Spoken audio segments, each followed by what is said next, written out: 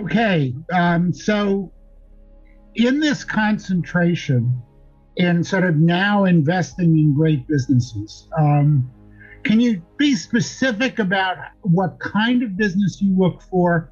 What are the characteristics of a great business in particular, and how you put a value on those businesses? Yeah, well, great businesses are the ones who really have above average returns to invested capital. But that kind of businesses usually attract imitators, competitors. Everybody wants to have above average returns with the invested capital.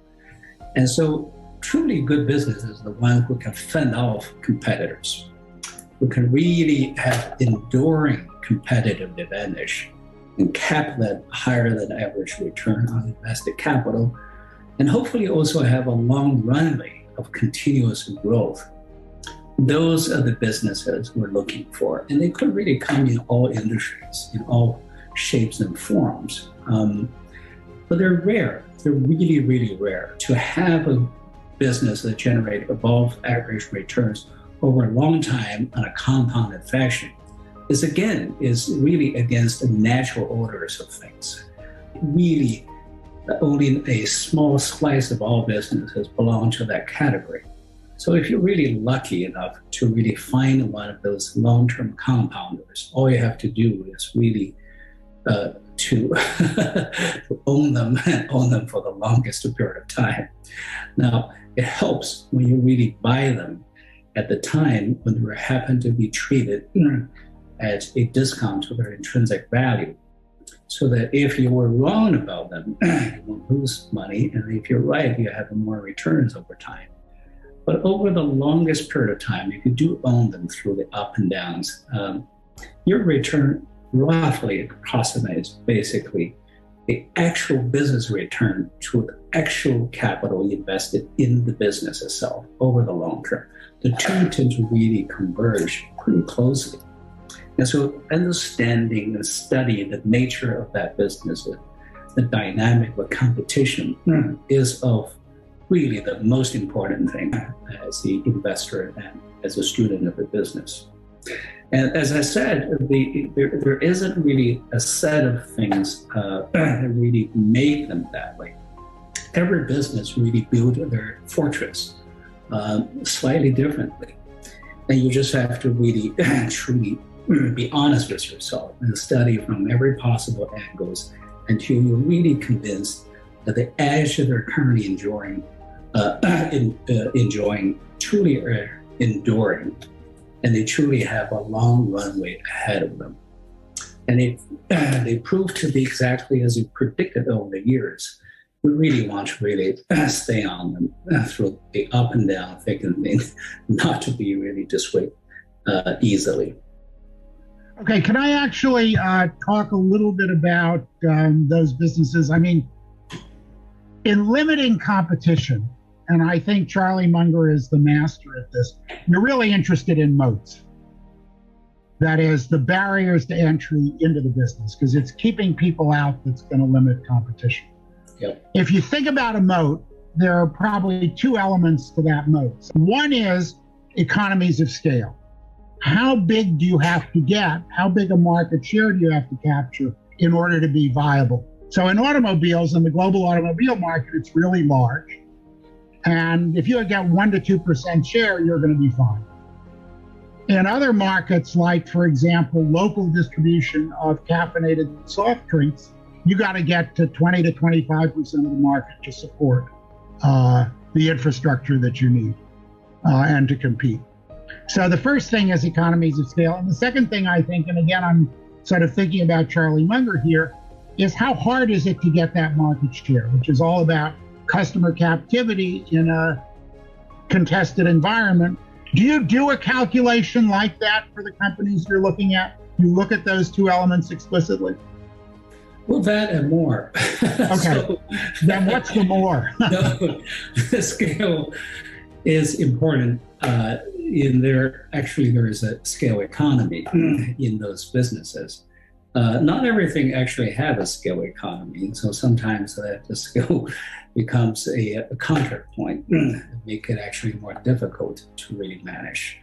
But in a scale economy, that the scale does really become a competitive advantage. And then, but the dynamic would change after a certain scale. You mentioned automobile, that's interesting example. You know what happens. Yeah. The consumer side is also important in a sense that if you have quite a bit of consumer addiction to a certain products and brand loyalty, obviously that is important. And they're good for a long time until they're not good. Things do change. New product categories would come along and brands get tired and old and not refreshed. New generations really don't like to have the same taste as their parents and grandparents. So that's really the most interesting aspect of businesses, is what is only constant is the constant change. All great business changes over time.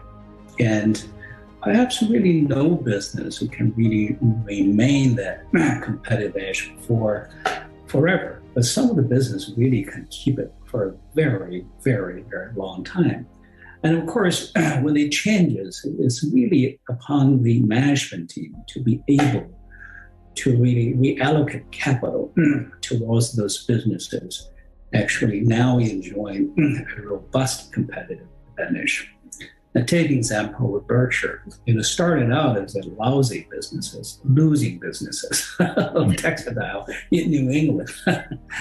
And Warren and Charlie skillfully really took the last bit of the cash flow and skillfully invested in some other businesses really on the right side of the trajectory. But over time, some of those businesses began to lose its competitive advantage, and then they took that capital and allocated to the ones that.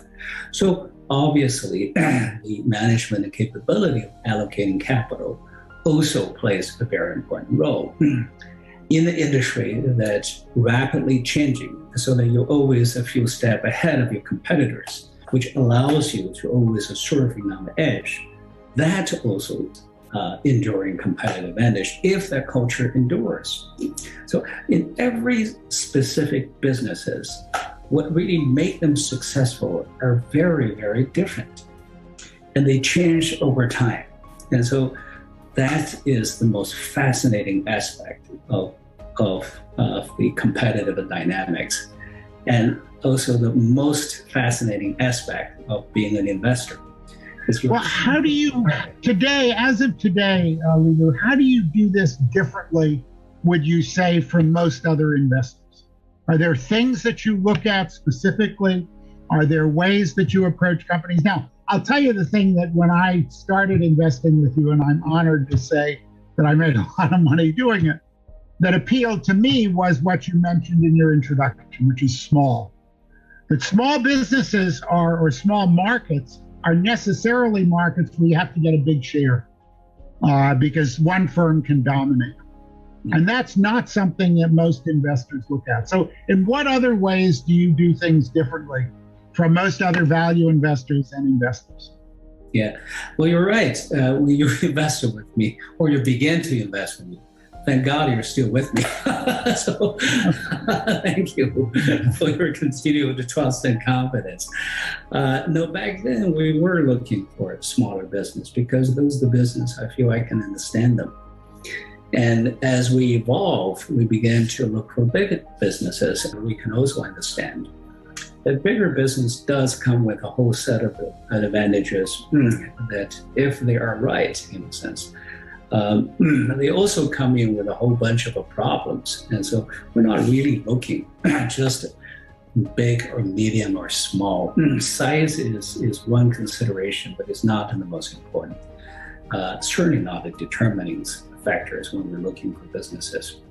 There are big businesses because of a certain dynamics are still growing at a robust pace that are becoming even more entrenched as they become bigger, and they still have long runs of growth So that just exists, the most recent phenomenon of the technology platform because of the network effect. Some of the businesses are fitting that characteristics.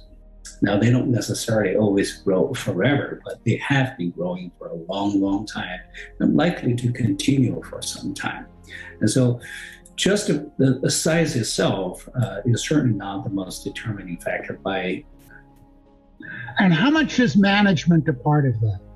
And how do you look for managements that have that capability?